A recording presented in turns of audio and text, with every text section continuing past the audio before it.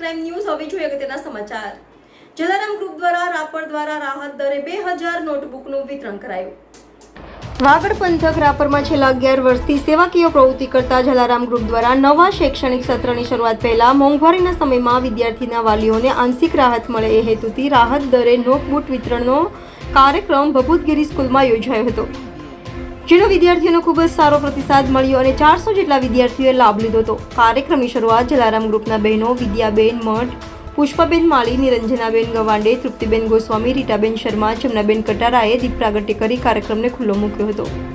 સમગ્ર કાર્યક્રમની વ્યવસ્થા શૈલેષભાઈ ભીંડે, ડાયાભાઈ ઠાકોર, હરેશભાઈ મજીઠિયા, રાહુલભાઈ સોમેશ્વર, નયનભાઈ સુરૈયા, કૃપાલસિંહ વાઘેલા, ચંદ્રેશભાઈ મજીઠિયા, યશપાલસિંહ જાડેજા, ચિરાગભાઈ હસુભાઈ સોની, મોહિતભાઈ ચંદે વગેરે સંભાળી હતી।